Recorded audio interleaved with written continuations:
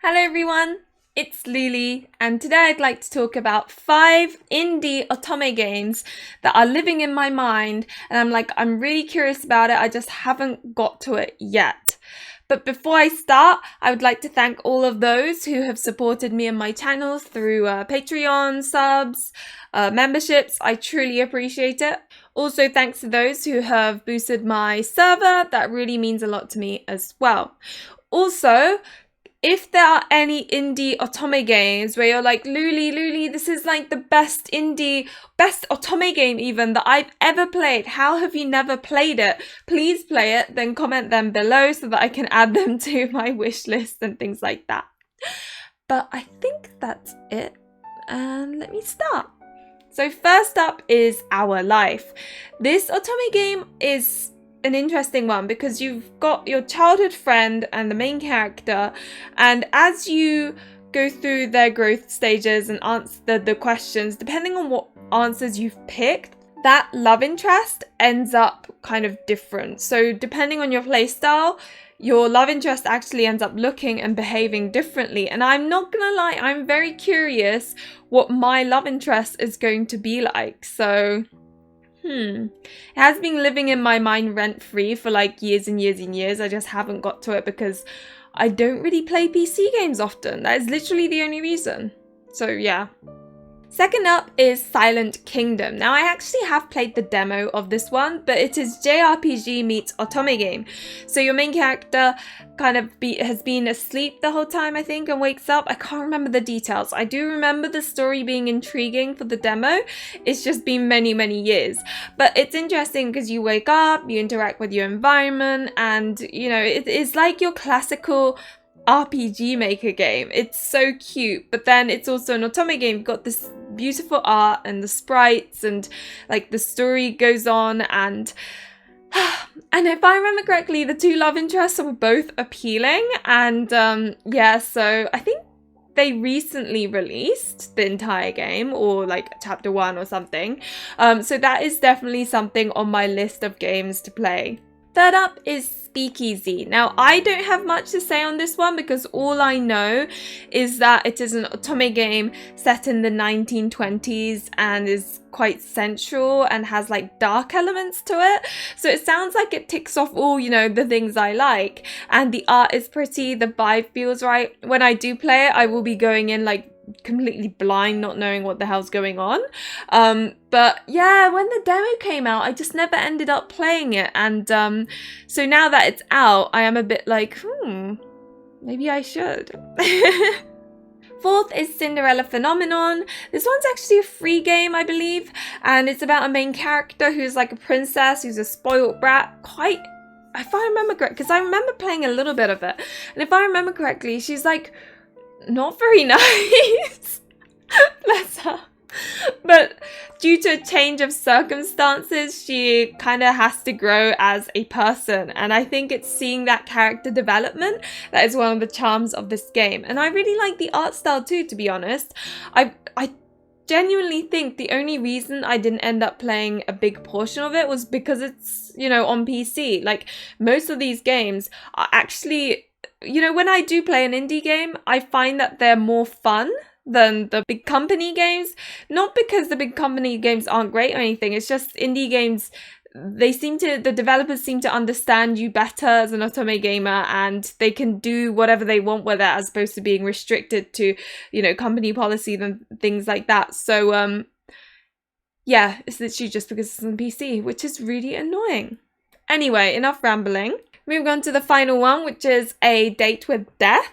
This one seems like a chat room game where you've got this love interest, which I think is Death, trying to get your soul or something, and you're attaching to him through the computer or something like that. And I think on the Steam page it said you can decorate your room or something. It sounds really quirky and different for an Otome game, so that's what kind of caught my attention. And it says free to play. Maybe they're like extra things that you have to pay for, I don't know, but I don't know why I haven't played it yet, even though it's bloody free to play. Like, so many of these indies are actually free to play, and I just haven't.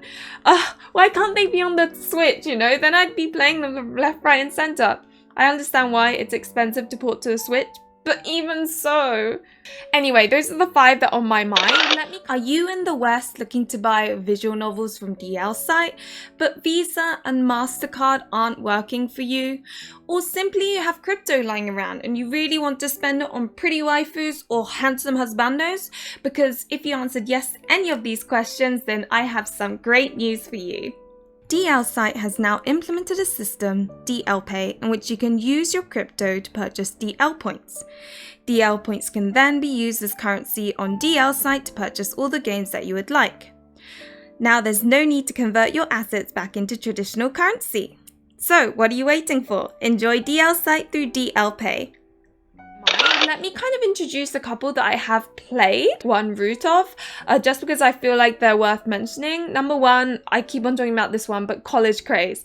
College Craze is about this main character who obviously goes to college, and it's an R18 game. She encounters all sorts of different people in different positions.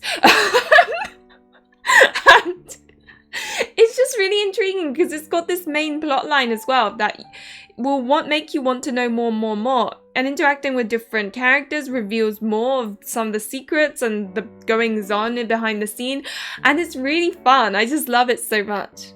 Another one is Glass Heart. This one's about a girl who has a heart problem and, has only so many days until her operation, which could or could not go wrong. And I think she wants to fall in love within those however many days. And it's a really sweet, sort of solemn. I loved it so much. It was really fun when I did play the one route on stream. And yeah, again, I really need to play the rest of the routes. I wish there were clones of me and one of them could be on the PC and the other could be on the Switch, and all that information would come into my brain all at once. That would be nice. Another one, this one I played on mobile, again only one route, is My Love for You Is Evermore. That one was quite a slice of life office contemporary type of one. If that's your vibe, then you'll probably enjoy it. I think the character sprites and the CGs were quite fun as well. It's definitely more of a self-insert kind of Otome game where you're kind of seeing things from the perspective of the main character. So that is something that is in a weird way a little bit refreshing, because most Otome games do kind of focus more on looking at the couple as opposed to seeing like yourself with that person. So it's definitely something interesting, and if you like contemporary Otome games, then that's definitely something to look into. The last one is Love Spell Written in the Stars. This one's about, I can't remember how it went. I did play one route and it was like the most frustrating route. I think me and my followers / friends were all like screaming and ripping at our hair while we were playing this route. It was so much fun though. I loved every bit of it. And I can't remember what happened, but she is like, I think she's a college student. Things aren't going particularly well or something. She ends up coming across this magic book and then writes, I can't remember if she writes the name of someone to fall in love with her, and that's like the power of the book or something. But this guy likes her just because of the power of the book. He has a girlfriend though, and it was like, what is going on? It was so much fun though. I really enjoyed it. If you like a mix of sort of contemporary alongside like magical stuff, then this one's truly a game for you. It was a lot of fun, even though I only played one room. But yeah, it was just fun. But anyway, that's me kind of talking about the ones that I'd like to play, as well as the ones where I've played a couple of routes of.